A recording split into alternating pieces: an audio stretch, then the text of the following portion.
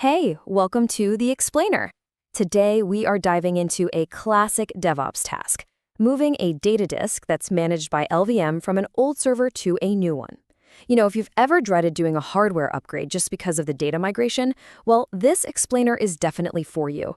We're going to show you a method that completely skips those slow, risky network copies and just gets the job done right. So let's picture the scene, right? Your powerful new server is all racked up and ready to go. But all your critical data is living on an LVM disk in the old machine. So what's the best way to get it all moved over safely and, quickly? Now, you could try copying everything file by file with something like rsync, but let's be honest, that can take forever, it can introduce errors, and it just bogs down both machines. LVM gives us a much smarter option. We're going to physically move the entire disk. It's incredibly direct, it's way faster, and honestly, a whole lot safer. All right, let's get into the mission. The entire process really just boils down to two essential LVM commands. Think of them as your special tools for this job. One for packing the data up on the old server, and the other for unpacking it on the new one. First up is VG export. This is your pack and seal command. It essentially tells the source server, hey, I'm about to move this volume group. I need you to stop accessing it and package up all its configuration so it's ready to go. It makes it perfectly portable. And its counterpart, of course, is VG import. This is your unpack and deploy command. So once that disk is physically sitting in the new machine, VG import reads that neatly packaged data and says, welcome, let's get you set up and integrated into this new system. All right, let's get hands-on. Phase 1 is all about the source machine. Our goal here is to safely detach the LVM volume group, and we have to make sure we don't risk any data corruption along the way.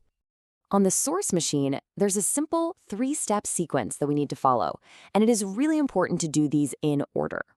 First, we unmount the file system. Second, we deactivate the volume group, and finally, we export it. Step 1 is an absolute must. You have to unmount. This makes sure that no processes are writing to the disk. Trying to move a mounted file system is pretty much the fastest way to corrupt all of your data. So we unmount it first to guarantee a clean, stable state. Next up, we deactivate the volume group using VG change. The key here is the -AN flag. The A stands for all logical volumes in the group, and N stands for no, as in not active. It tells LVM to take all logical volumes in our vol grep completely offline. And the final command on this source machine is VG export. This is the official farewell. It removes the volume group from the local system's brain, basically, turning it into a self-contained, portable unit that's ready for the move. This is so crucial because it cleans up the old server's knowledge of the group and prevents any conflicts later.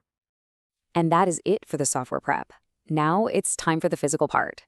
We're going to shut down the source machine completely so we can safely unplug the disk and move it over to its new home. Okay, phase 2. We've physically installed the disk into our new target machine and we've booted it up. Now we just need to reverse the process to bring our data back online. And just like before, we've got a simple 3-step process on the target machine.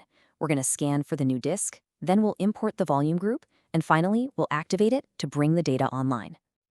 First things first, we need to tell the new operating system to look at what we've added. The pvscan command detects the physical disk itself. Then, vgscan looks for LVM data on that disk, and it should immediately find our vol group and report that it's ready to be imported.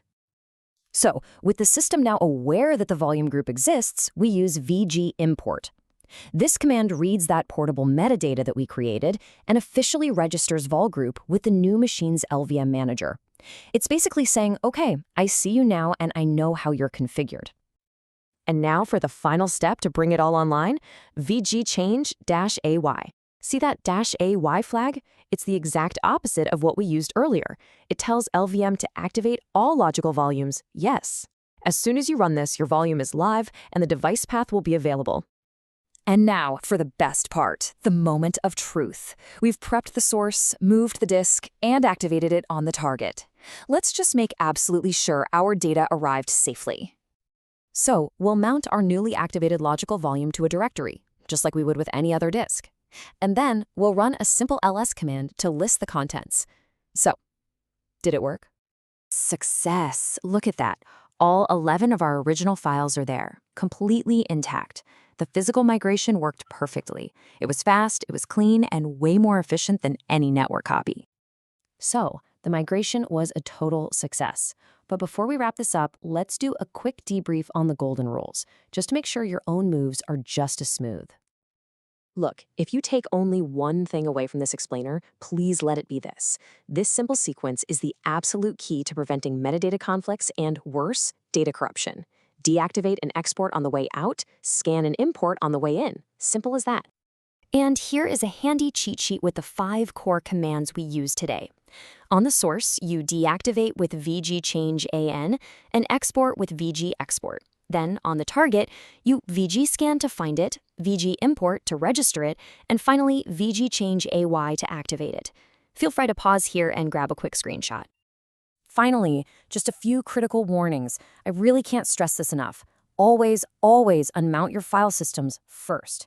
And never, ever have the same LVM disk attached and active on 2 machines at once. You will corrupt its metadata.